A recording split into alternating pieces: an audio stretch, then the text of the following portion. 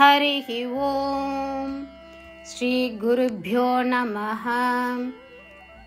These shlokas are recorded by separating the stanza word by word for easy learning. Please share your feedback in the comment. Kindly subscribe and share to others. Om Namo Bhagavate Vasudevaya. Om Namo Narayanaya. At the time of departure, you approached Radha, holding her tightly in your embrace. You were glad to see her free from all sorrow, whether from separation or anything else. Then you returned to Dwaraka with a joyful heart. O Lord of Guruvayur, please protect me from all illnesses and suffering.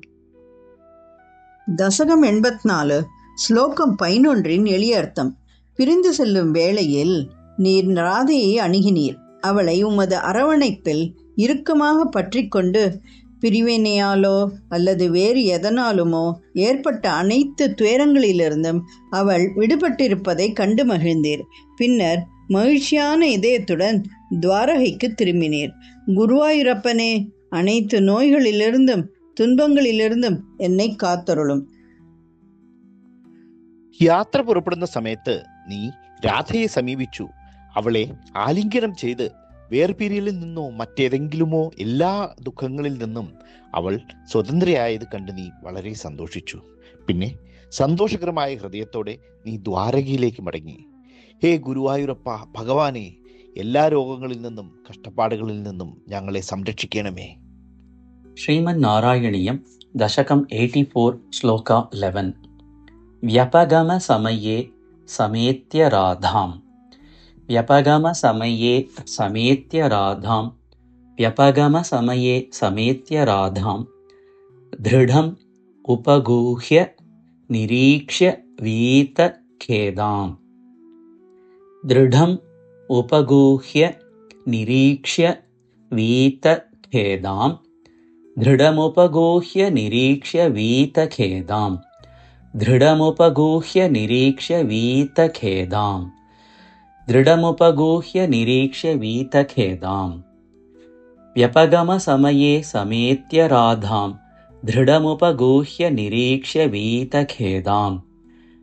व्यपगमसमये समेत्य राधां. दृढमुपगूह्य निरीक्ष्य वीतखेदाम्. व्यपगमसमये समेत्य राधां. दृढमुपगूह्य निरीक्ष्य वीतखेदाम्. प्रमुदितहृदयः पुरं प्रयातः. प्रमुदितहृदयः पुरं प्रयातः. प्रमुदितहृदयः पुरं प्रयातः. प्रमुदितहृदयः पुरं प्रयातः. प्रमुदितहृदयः पुरं प्रयातः. पवनपुरेश्वर पाहि मां गदेभ्यः. पवनपुरेश्वर पाहि मां गदेभ्यः. पवनपुरेश्वर पाहि मां गदेभ्यः. प्रमुदितहृदयः पुरं प्रयातः. पवनपुरेश्वर पाहि मां गदेभ्यः. प्रमुदितहृदयः पुरं प्रयातः. पवनपुरेश्वर पाहि मां गदेभ्यः. प्रमुदितहृदयः पुरं प्रयातः. पवनपुरेश्वर पाहि मां गदेभ्यः. व्यपगमसमये समेत्य राधां. दृढमुपगूह्य निरीक्ष्य वीतखेदाम्. प्रमुदितहृदयः पुरं प्रयातः. पवनपुरेश्वर पाहि मां गदेभ्यः.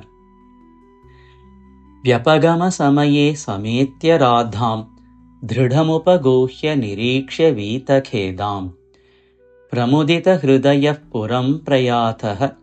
पवनपुरेश्वर पाहि मां गदेभ्यः. व्यपगमसमये समेत्य राधां. दृढमुपगूह्य निरीक्ष्य वीतखेदाम्. प्रमुदितहृदयः पुरं प्रयातः. पवनपुरेश्वर पाहि मां गदेभ्यः. व्यपगमसमये समेत्य राधां. दृढमुपगूह्य निरीक्ष्य वीतखेदाम् प्रमुदितहृदयः पुरं प्रयातः पवनपुरेश्वर पाहि मां गदेभ्यः व्यपगमसमये समेत्य राधां दृढमुपगूह्य निरीक्ष्य वीतखेदाम् प्रमुदितहृदयः पुरं प्रयातः पवनपुरेश्वर पाहि मां गदेभ्यः व्यपगमसमये समेत्य राधां दृढमुपगूह्य निरीक्ष्य वीतखेदाम् प्रमुदितहृदयः पुरं प्रयातः पवनपुरेश्वर पाहि मां गदेभ्यः।